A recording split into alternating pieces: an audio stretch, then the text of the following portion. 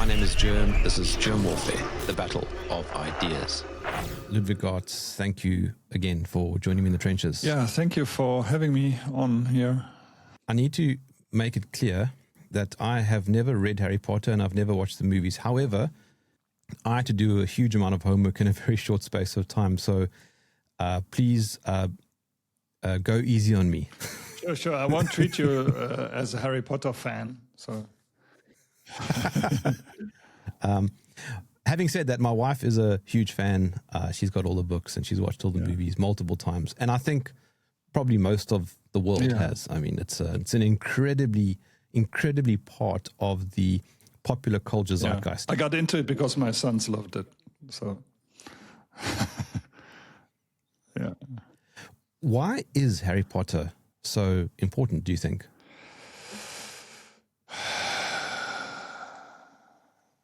Well, he expresses something, or he touches something that goes far deeper than the conscious awareness of people, and which is touching something that is really happening at the moment. So it's in a way like Tolkien wrote about the Lord of the Rings, that he eventually on a few occasions said, "I know that I'm writing the truth." In many ways, J.K. Rowling is writing the truth, some truth about our time, in a symbolic way, that the mind or the human spirit deep in the mind understands on a deeper level. And actually, I think that if any writing doesn't really touch something in the depth of the human mind, it won't really become popular, or as popular as these two have become. So there's some truth into it, and that's why I started writing about it. First, a book about the symbolism, where I explained all the figures and all the aspects of it, Hogwarts itself, the four houses, the meaning of the different wizards, the meaning of the kids, which are at the center of this, which might be a good starting point to start with Harry Potter, Ron, and Hermione. If we just zoom out a little bit, Ludwig, you previously said to me that, in your opinion, Tolkien was a genius. Do you think Rowling is also a genius? Yes, she is. And but I see that genius only in the 7 Harry Potter films. The other things she did is somehow. So you have to be a genius, and for something to write something as powerful as Harry Potter, you also have to have that connection to the divine. And I think when she wrote Harry Potter, she had that. And like with the Fantastic Beasts and the other stuff, she didn't have it. And you can feel that. So your overarching argument is that the whole Harry Potter universe is a spiritual allegory of humanity. I wouldn't call it allegory, because allegory is something that, you see, the human mind has different levels. We have this energetic mind, which comes from our biology, where you have things like desire, envy, jealousy. That's aspects of the energetic mind. Then you have the mental mind, where you have all the thoughts. And then you have the spiritual mind, which goes deeper, where you have the essence of who we are. The love, the joy, the innocence. That's all part of the spiritual level, which is who we are. And Tolkien has the dwarves, the men, and the elves, for these three levels. And allegories, and Tolkien, for instance, didn't like allegories at all. He didn't like his work to be considered an allegory. Allegories work on the mental level. It's like you say something symbolically, you think about it, and you see the analogy to the real world. What he wrote, and also what Harry Potter is one level deeper. It speaks not to the mental level, but to who we are. which is a deeper level. So we see it's very meaningful, but the mind, on the mental level, we don't really understand why this touches us so much. Because it speaks directly to who we are as a human being. And that's the highest form of art for me. And for me, Tolkien is actually the supreme master in this. And with Harry Potter, J.K. Rowling did a very good job as well. So instead of it being an allegory, it's more of holding up a mirror to humanity. Yeah, it's a message to the spirit. Because it's what's in the spirit, what's ultimately there is the battle between the love that we are and the ego that tries to reign instead of the love. Because love and ego is two things that exclude each other. It's the two sides, the light and the darkness. And that's where the battle is, no? With the good wizards and the bad wizards. The good wizards is our real essential qualities, our spiritual qualities, and the bad wizards is the aspects of the ego that tries to really take over and reign instead of love. So it's the fall of human consciousness into, let's say, darkness, which would be the ego and related abstract concepts, and then about our way back into the consciousness of love. Yeah, it's as a whole. If you look at the condition of the world as a whole, we've very much lost our way, and everyone is. Particularly also Western culture in the last 60 or so years, we've very much celebrated the ego. You can have your way, and also with the LGBTQ agenda that they have pushed in the last decades, you can be whatever you want. You don't have to respect natural limits. If you're born a boy, you can be a woman. If you're born a girl, you can be a man. And everything is pleasing to the human ego. You can do whatever you want. But of course we cannot, because there are rules and there's divine things that are givens that we must accept as they are. But the last 60 years have been an increasing just celebration of the human ego, and the more people fell for their ego, the bigger a mess this world became. And we are very much on this dark side now, basically through the mainstream media, because they lured us there. The media, in conjunction with governments and because multinational corporations, controlled by all the same people, the governments and the media and the big corporations. The establishment. It's the same people, yeah. People who want chaos, because if we move away from who we are, we can be easily manipulated, and they have all the power. That's why they always try to get us away from the real things and into illusions. Because then if we go for the illusions of our ego, we lose all our power. A number of critics of Potter and Rowling have argued that her work itself, Harry Potter itself, is a deflection. And by getting caught up in it is a distraction from all the things that you're speaking about. If you don't understand the symbolic meaning of the figures. There was a lot of criticism, particularly from the churches, from the Christian camp, who thought, well, wizards, this is all going into dark magic, and whatever they speak about, it's luring them away from the real religion. I don't see it that way, because if you look at the meaning, if you analyze the symbolism, and you see it's really showing the battle that's going on, and also the effect of the whole thing. I never felt negative or down after reading this, after reading Harry Potter. It always had this cathartic effect also sometimes. The catharsis that you go through something and you feel clearer afterwards, or relieved or whatever. I never felt that there was a negative after effect of reading Harry Potter. I don't know. I mean, you haven't read it, so you can't join that discussion. But it's interesting you mentioned LGBTQ a moment ago. I mean, Rowling herself has been a perpetual victim of such attacks. Although, I mean, she is also a feminist, which is like part of the agenda. What does that even, what does that even mean, though?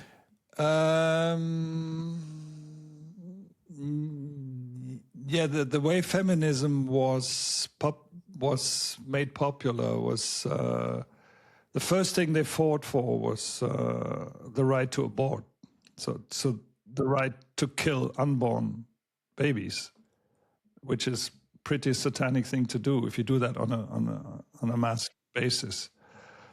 And so the whole concept was there to weaponize women against men. So the whole thing was there to destroy families behind feminism. Okay, Rowling's understanding of feminism is more to protect women, to protect women's spaces in public, which is now questioned by allowing men to go into women's spaces, which she is absolutely right to be angry about, and really to fight for the protection of women.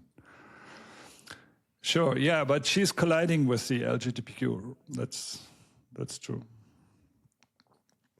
You've created a framework of the books, which you would call the 7 chakras framework. Yeah. Take me through some of that. Yeah, I explained the 7 chakras already when I explained the Tolkien symbolism, where you have, when you look at the tree of life, you have these 7 levels. You have the physical level, the energetic level, then you have the mental level. Then at the center of the 7, you have the heart, which connects everything.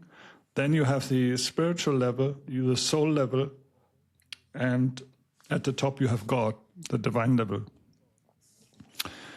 And the human experience or the spiritual journey goes from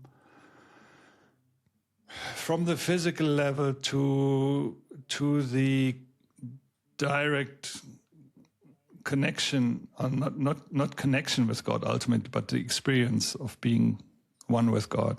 That's the ultimate goal. That we are this, that we are the love that we try to bring in this world, into this world. And the 7 books, I mean, the number 7 is already important in Tolkien's world, but it's even more important with Rowling, because she has 7 books. She has these 7 Horcruxes. She has, what else is 7 kids of the Weasleys. And so the first book is about this physical level, which is ultimately the awakening to the fact that this life is more than just our physical existence, and there's something far deeper and far more valuable to gain if we use our human life properly for the purpose of finding out who we really are. Like if we use this life to to just eat and drink and sleep and procreate and just enjoy this physical level of it, then we miss who we truly are as a human being, because any animal does that. But as humans, we have one potential more than animals. Animals can never step outside their own biological nature, their own instincts that define them. But as humans, we can look at ourselves and we can go beyond that, and find the essence of who we are. Because the love that we are is not defined by biology. It's not. There's no organ. I mean, of course, the love is in the heart, but that's not. Well, it's not the physical body who defines that. Yeah, where's your question going? What should I talk about? Well, so let's start with a quick overview. So you have Harry, who he's what? He starts off in the story. He's 11 years old, and he finds out that a wizard killed his parents, Lord Voldemort, and then he's invited to go to Hogwarts to learn witchcraft and wizardry. The other way around. He first finds out he's a wizard and goes to Hogwarts, and eventually in Hogwarts he finds out that a dark wizard killed his parents, and that dark wizard is still after him. Throughout the 7 books, he's after Harry. Harry is a symbol. So she made the task of finding out what symbolic meaning the figures have. She made that far easier by giving them what she calls a Patronus or an animagus. So a certain animal that the wizards can either turn into or produce as a Patronus, which is a light form for their protection. And he has the Patronus of a stag who has these... this is a symbol for the aspiration to the divine, because it always points to heaven.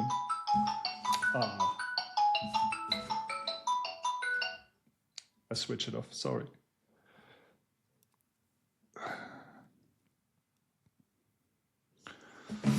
And so that's a symbol for aspiring to the truth, to the divine. And with Harry's entrance into the wizard world, the whole story begins, which symbolizes that the spiritual path starts with us wanting to tread that path. It's having the aspiration code. There is something deeper. There's a higher truth. I want to know that. That's how the spiritual path begins. So that's when he enters and finds out everything else. So Hogwarts itself is a symbol of of the school of life, you could say, the spiritual school of life, how life teaches us to develop spiritually. That's Hogwarts. So you've got Harry, who's the protagonist, and he transforms from a timid, abused child into, I suppose, the hero. Well, he is, okay, there's a duality here. You have wizards and you have muggles. You know, have you heard the term muggles? The non-wizards, those without any wizarding capabilities. And the muggles is this aspect of our mind that only considers this physical and visible and perceivable world as real. And everything deeper is nonsense. And the... oh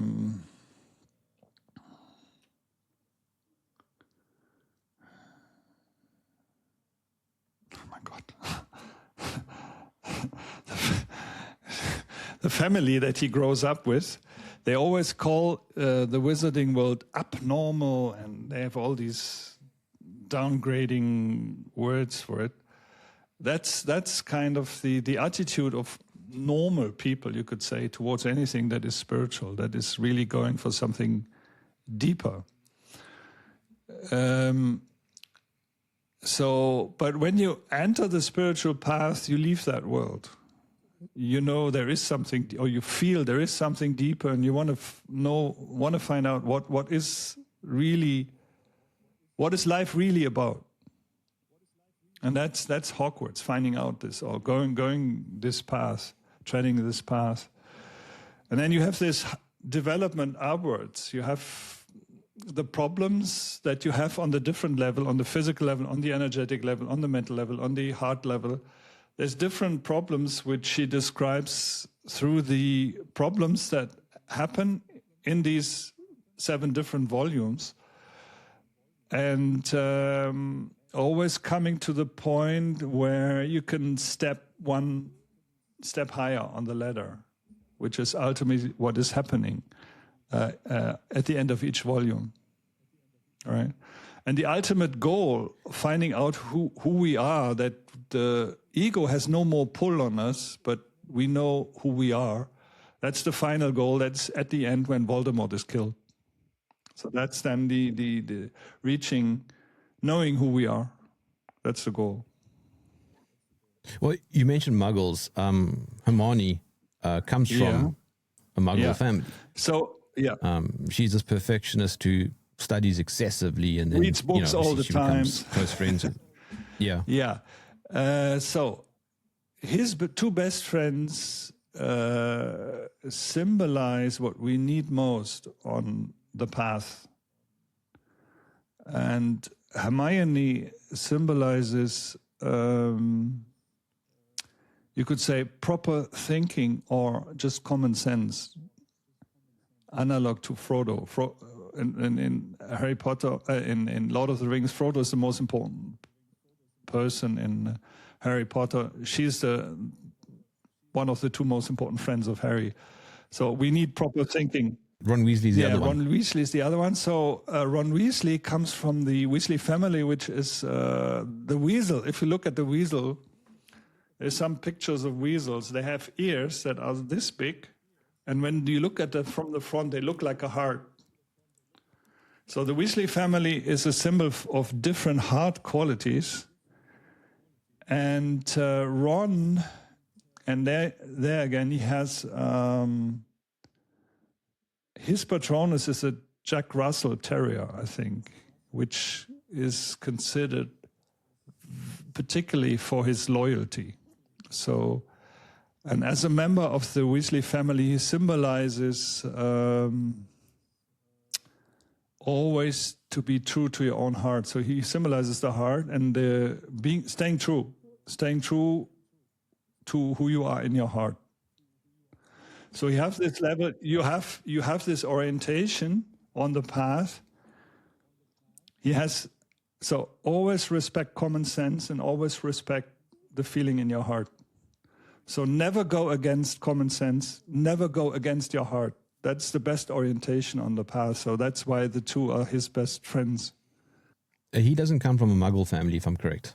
No, he comes from wizarding because love is always, the heart qualities are always spiritual. And okay, Hermione comes from a Muggle family, of course.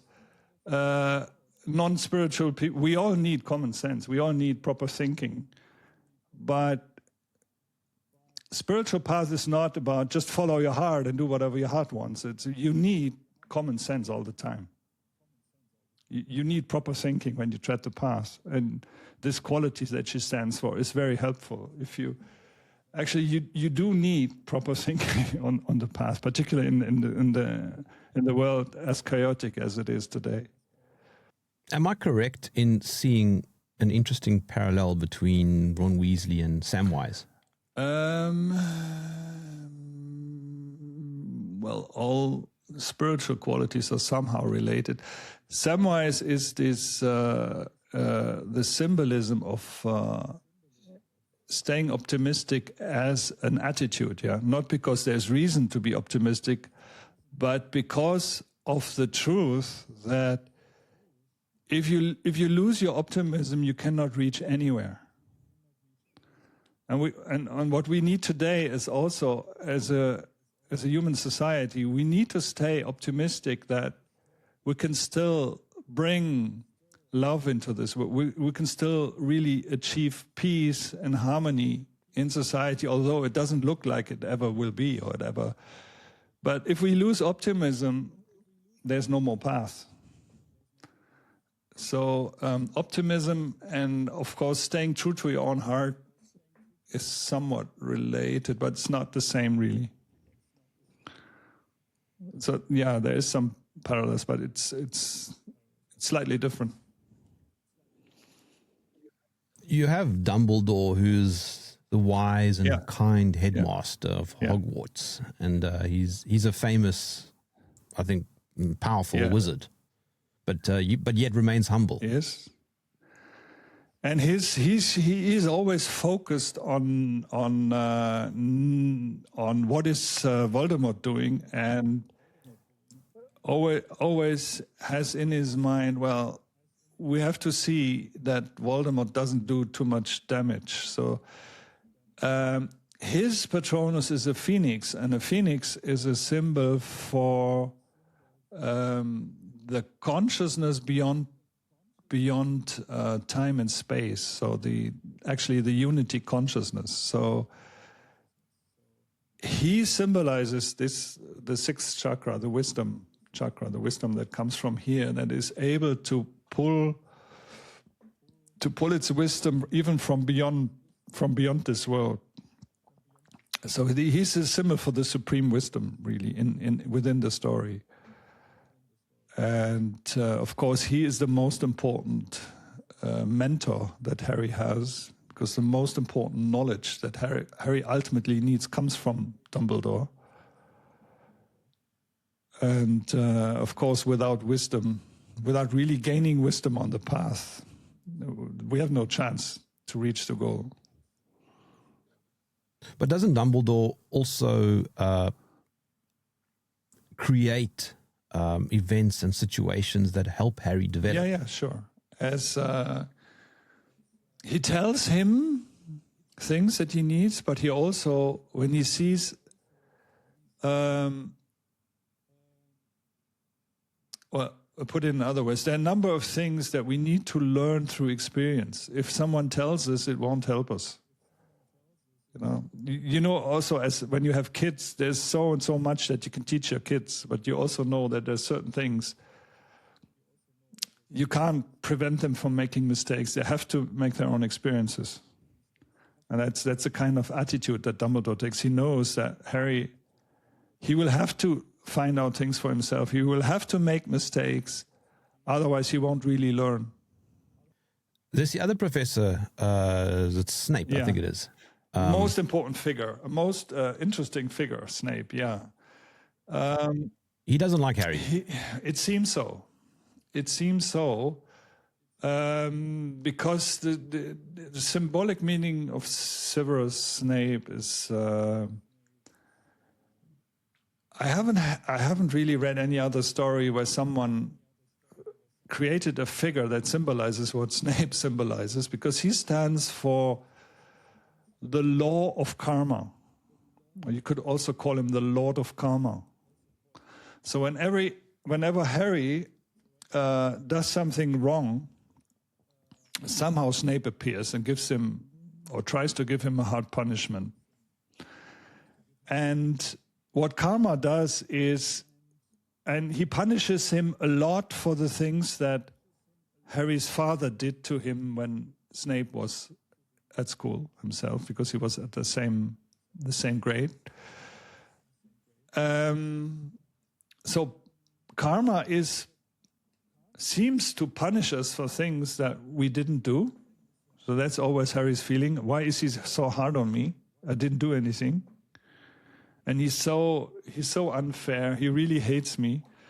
That's the sense that you get when you don't understand the laws of karma, and things are happening to you in life where you seem, I'm so innocent. Why is this happening to me?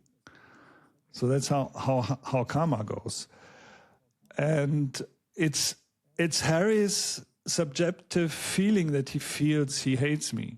It's when we have this feeling, okay, there's something in life that really hates me because I have this problem, and I didn't do anything. But that's because we don't remember everything we've done in past lives. And we have done things that were wrong. And we still have to balance them. And that's this figure, Snape. So he's very interesting because of that. When you understand a little bit, or when you have dealt with the laws of karma a little bit through ancient scriptures, you see that he's very well depicted by Rowling. It's very, very well written. So if Harry is the main protagonist, Voldemort is obviously the main antagonist. This wizard who became evil. Yeah. He's a symbol for the human ego, for this tendency that really wants to ignore everything that has been given. So the ego, basically, in its cruelest form, just wants control, wants power, and does not want to be subjected to the divine laws, or rather looks at the laws and wonders, how can I use these laws to my advantage and to the disadvantage of everyone else? So he also tries or thinks, Voldemort thinks that Snape is on his side. And if you extrapolate it to the outer world, the people who are most into or most driven by their ego, which is the global elites, people who don't mind to kill millions of people, or who have just nothing left that is in any form human, no empathy, no nothing, who just know their own egoistic goals, which ultimately is they want to control the rest of us completely. That's also then the symbol Voldemort for, because they function only by their ego. There's nothing more, there's nothing human left there. There's no conscience, there's no empathy, there's nothing. They just want power, they just want money, they just want control, and they just want the power to force everyone else to serve them, right? And if you take anything God-given away and let the ego just do as the ego wants without anything that checks it, then that is what Voldemort is. Which, like everyone else, it's a certain principle within the human mind, and that's the worst part of us. But every human being has that thing to think, oh, what is there for my advantage? How can I use this? So we normal humans, we have both within us, and we have this struggle between good and selfish within us. And that's why the whole story touches so many people, because that's the human experience that she's describing. And in your analysis of Harry Potter, you talk about the center of love and the gateway to the true self. I mean, that is essentially the battle of humility versus ego. Yeah, humility is a quality that we need to not give too much energy to our ego. The more humble we manage to be, the more the true self within us can shine, and the more energy we give to the ego and to egoistic goals, the more we go against who we really are. Yeah, humility is of course one thing, but the main goal is the main thing that we are is love, and the main duty or task that every human being has is it's our duty to bring love into this world, to make this world a more loving, more human place. And it's the ego that doesn't want that. Why? Well, the ego wants control and power. But if everything is ruled by compassion, right? If all societies were ruled by compassion, we would see, okay, this person is suffering, he is starving, let's take care of everyone, and all the resources given to us, we would see that everyone is happy and everyone is having a good life. But the ego, if it wants to accumulate money, if it wants to accumulate assets, if it wants control over others, means if it gets its way, we are taking away resources from others, we are taking away things from others, and we are creating poverty. So it's either or. If you have a world run through compassion, there's no ego that can do anything. But where does ego come from?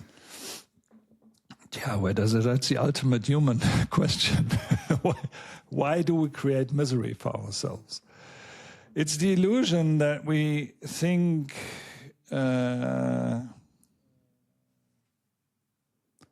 ultimately it's the illusion to feel that who we are is separate, can be separate from others, because the spiritual level, who we are, the love that we truly are, the spiritual truth, the innocence, that doesn't separate us from anyone. You see, if you have that experience, you have a wife, you have a kid, and you know that this love that you share is ultimately one love. There's no separation in love. It's like they are part of you. They're part of the love that you feel that you are. And that's ultimately, or should be, if we are in our essence, we feel that love connection with everyone. We see that love or that divinity in every human being. If we make that experience strong, and that's actually the goal of the spiritual path, is to experience us as who we are, and we are that love that we were created from.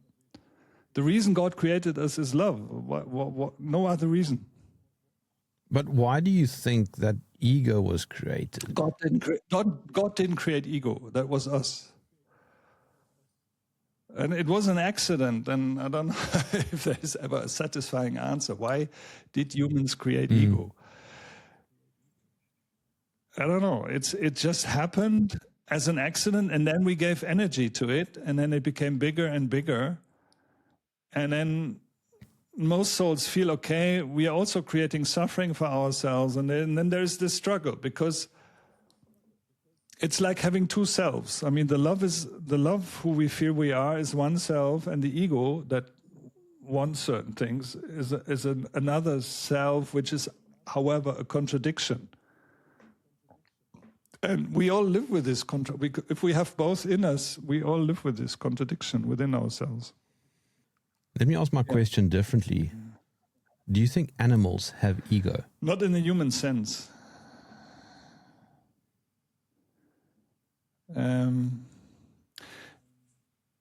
Because, I mean, in that aspect, again, it's a Silmarillion and Tolkien's symbolism that goes a bit deeper, because he kind of describes in the Silmarillion how the ego was created. And in the creation story, where all the Valas sing a song together with Ilúvatar, who is the creator. And then there's one who thinks, oh, let me make my own music. I don't want to be a part of creation. I want to be the creator myself. It's this idea, I want to be God myself. But there's only one God, there's only one love. When we go separate from who we really are, we create a second thing. And the ego is the idea of creating something second, something additionally to God. But God is everything. We cannot create anything additionally to God, because God is everything. But we are powerful beings. If we create something, if we identify ourselves as something outside of God, which is an illusion because we can never be, but we can give a lot of power and energy to that illusion. And that somehow did happen. That's why we have the world we have. That's why we have the problems we have. Because some souls got the idea, okay, what if I create this ego and define myself as outside of God? And that's where all the problems come from that we have. And I cannot give you a more concrete answer to that question. Well, I mean, it is a fairly existential question. I understand that. So, Ludwig, millions and millions of people around the world have read and watched Harry Potter. And I would guess for the most part, they see it as entertainment. Sure. It is good entertainment. Also. But there's another level, which is what you're highlighting. It's well written. I mean, she did a really, really good job with it. But if we were to go to the next level, how can we extract the symbolism in Harry Potter to dovetail with our daily life? Of course, if you are, so to say, with your own consciousness, if you are in the muggle world, in her symbolic terms speaking, where you don't really have any connections to the spiritual depths of human life, then you won't find my books or interpretations interesting in any way. But if you have, if you are one who is really interested in spiritual matters and also trying to tread the spiritual path, then such people might find it helpful to read my books and see how I relate that symbolism to the human experience of who we are. I think a different way of asking my question is instead of approaching it reactively, how can one approach Harry Potter proactively? With respect to getting the spiritual meaning, you mean?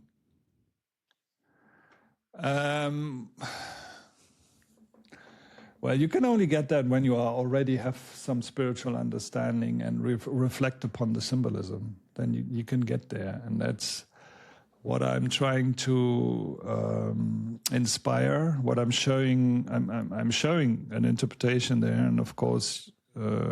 Once you reflect upon the deeper meaning of this, you can also have your own thoughts on this. But of course, you need someone to give you some inspiration, and the books are meant for that inspiration to see. Okay, if you feel there's something deeper in it, here's some suggestions. See what you can do with it, and if it inspires you. But without someone who inspires you, I don't know. I mean, you have to have a spiritual mind somehow. Otherwise, you won't. You can only see what is already in your mind. You see, if you have absolutely, you have to. If you believe in mainstream science in the form that you think there's only the physical world is real, everything else is unreal, then you cannot use Harry Potter because it has to be in you already. So what you're saying is that Harry Potter goes beyond the world of materialism. It shows the experience people can make when you go deeper, and the problems you're facing as you go deeper. Like like I don't know how much you read about it. In the first book, there's a dog, a three-headed dog who guards the path into the depths. So that dog is the pulse within the pull towards the material world that we need to go beyond, or that we need to go past in order to go deeper into our mind. And that is the pull for food, the pull for sleep, and the pull for sex. That's the three heads which keep us most in just experience this physical level of existence. The primal. The primal. And they have to get past that dog to go deeper. And then there are seven tests that they have to pass to rescue the Philosopher's Stone, which they keep away from. Harry manages to keep away from Voldemort, which is also the chakra journey. So the second is then it's a journey up. And the books then again repeat that in more detail. Like the fifth test is they have to kill an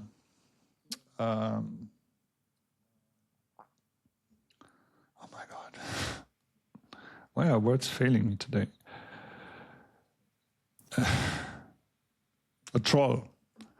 at all, which is this, which is on this level. The fifth is this level, which is soul chakra level, spiritual level, and the main problem here is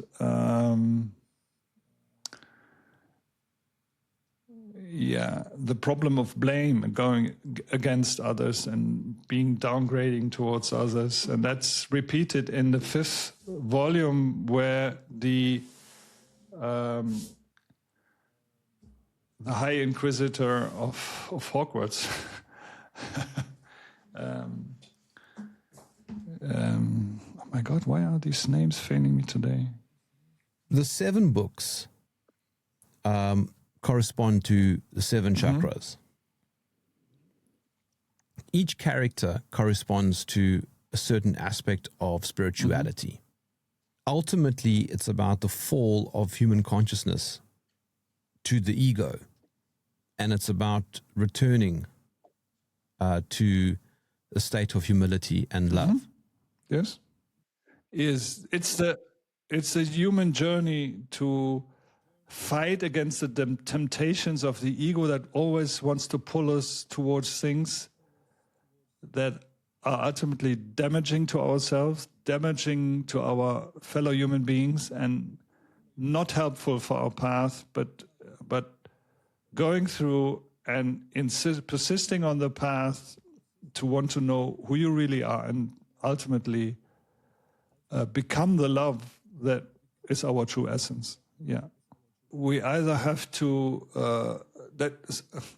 certain qualities that we have to learn from and in many cases also overcome, like quarrel in the first is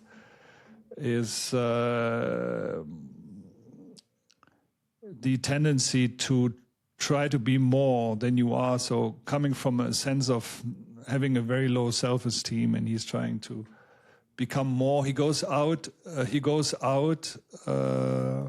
as a young teacher because he wants to be the one who finds Voldemort and wants to be praised for that. And then he finds Voldemort, and Voldemort takes control of him and controls him completely. So when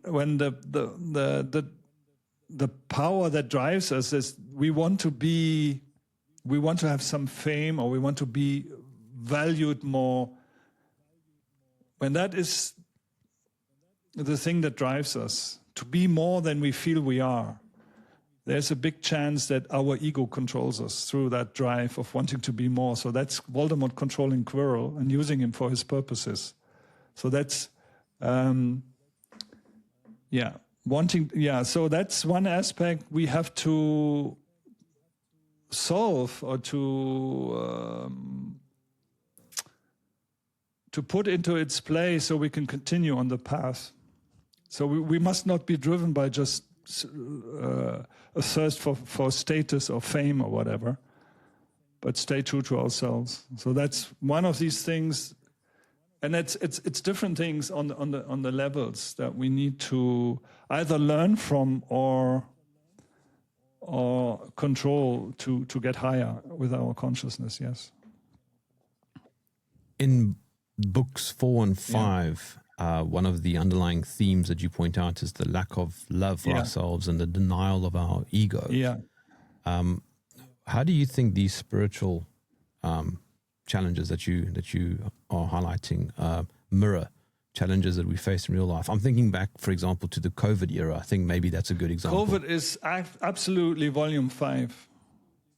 Volume 5 is COVID so much that it always sometimes was a real pain for me to read, because it reminded so much of COVID, the way people were discriminated against, who didn't want to follow the specific COVID rules, who didn't want to wear masks, who didn't want to get vaccinated, and all this. That was very much volume 5. 4 is the heart chakra, and the main problem here is the lack of love for others, or love for yourself also, which is symbolized by the figure of Barty Crouch Jr. and Senior, which have the same name. And it's the father who hates his son. It's the son who hates his father. It's this symbol for the complete inability to love ourselves which is the main problem. We need that love for ourselves to be able to tread the path. Because you can't give others what you don't have yourself, you see. And he comes as Mad-Eye Moody. He transforms through this polyjuice potion into Mad-Eye Moody throughout. So nobody knows it's really him.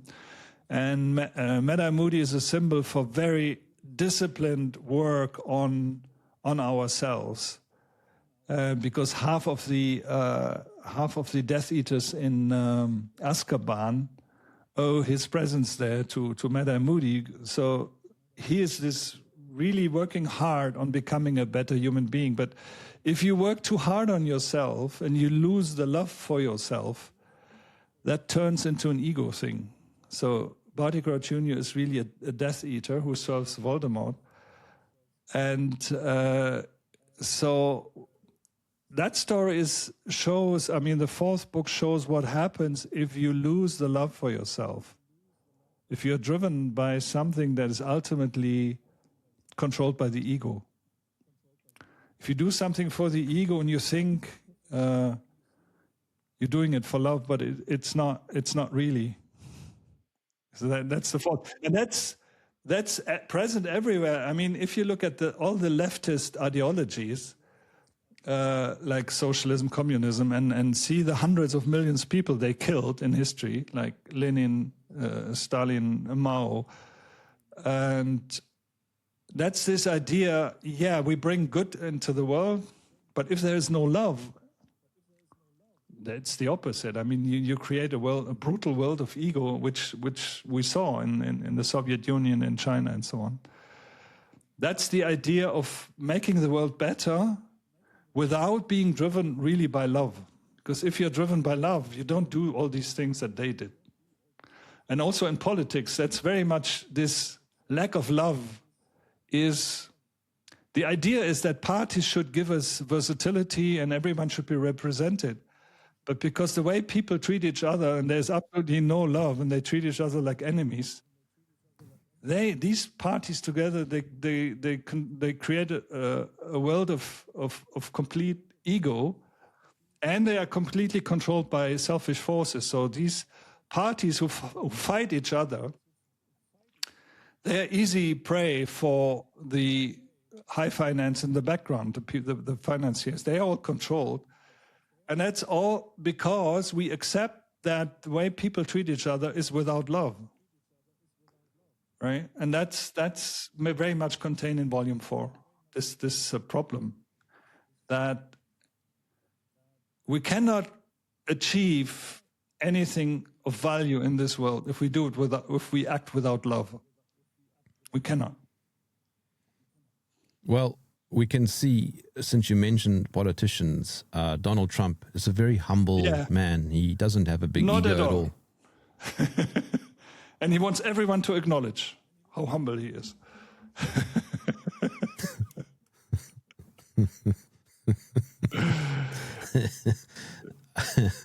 But I suppose he wouldn't be where he is were it not for ego. I wonder if ego does play also a positive role. No, it cannot. It cannot because love can only fully reign on this earth. I mean, the supreme ruler should be love. And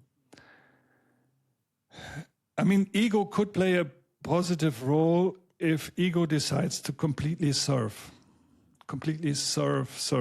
and never rule, never try to dominate, never try to control, but serve the love. But that's ultimately how on the path ego is in the very end being dissolved. Because if love really rules everything, then we don't really need ego. What is the counter-binary to ego? Is it love or is it humility? Well, it's all these spiritual qualities. I mean, they are very closely related. Of course, depends on what the ego wants. If the ego wants to be seen as, oh, I'm the greatest, I'm the best, I'm supreme, then it's very much humility that you need. And if the ego just wants to spread hatred, it's love that you need, and so on. If the ego tries to instill fear into others, well, to counter fear, what you need courage, you need self-confidence, all these qualities. It depends what the ego is doing and fighting against. Yeah. J.K. Rowling is still alive. If she happened to listen to our conversation, do you think she would be nodding along? I would think she might find it interesting. I actually tried 3 times to write to her. I wrote a letter to her address in Scotland that was never answered to. Then I had a friend in Vienna who used to work for the Austrian television, and she wrote, and then at least there was, because it was television writing, there was a reply, we are so sorry, we get so many writing, you know these things, so nothing. And then I know someone who knows a neighbor of hers, and she took a letter of mine to that neighbor, but she said there's no chance, they have absolutely no contact with her there, and so there was no part. I would like to have a discussion with her about how much she could go along and how much she wouldn't. I would be interested, because I think she very much wrote out of inspiration. So she has a lot. I think she has a lot of spiritual knowledge, but I think she's not completely aware how deep her symbolism goes. So that's why I would find it very interesting. Maybe you shouldn't write a letter to her. Maybe write a spell. The most powerful spell is love. Yeah, I can send her my love, but if she reacts to that, I don't know. Or write to her in Latin. Yeah, I learned Latin for 6 years. I studied Latin at school for 6 years. So, but yeah. I mean, weren't the spells in Harry Potter in Latin anyway? It's actually, when you know Latin, it's very simple. It's like revelio hominem, like man, show yourself. So if you want to know if there is someone, it's all. I wonder if the actors themselves are aware of any of the stuff that you're talking about. The actors, I don't think so. I mean, they see, like all the fans, they are fans of this. They see it as it's a very, very well written entertainment. And if you go along with my interpretations or not, it always stays a very well written entertainment also. So you don't have to have this. It's just if you're curious and want to go for these deeper things, deeper understanding, and have these thoughts, and what can we do in the world as chaotic as it is at the moment? What can we do for a better world? And then it can be helpful. I think it can be helpful to read the books. My books, my interpretation. Yeah. I'm going to eventually attempt your books, but I think before that, I might start off by watching the Harry Potter series. My wife will be quite pleased. Do that. And then think for yourself, knowing that there's might be something deeper. You will have your own thoughts on this. All right. For now, Ludwig, how can I follow your Harry Potter work and, of course, your Lord of the Rings work? Yes, for English, I have translated the main work, which is the Ring Annihilation and the Symbolism, into English. Translating my Harry Potter book into English is on my to-do list. Hasn't happened yet. But maybe that in future, with every volume I translate, there might be an occasion to have a talk about it.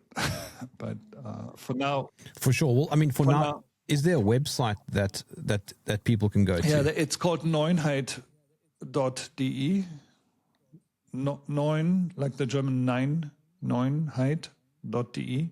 But I can give you a link, and if people are interested in my way of interpreting things, there's already the ebooks on the Tolkien works. And there's shortly coming my book about the monetary system, the solution to the monetary problem.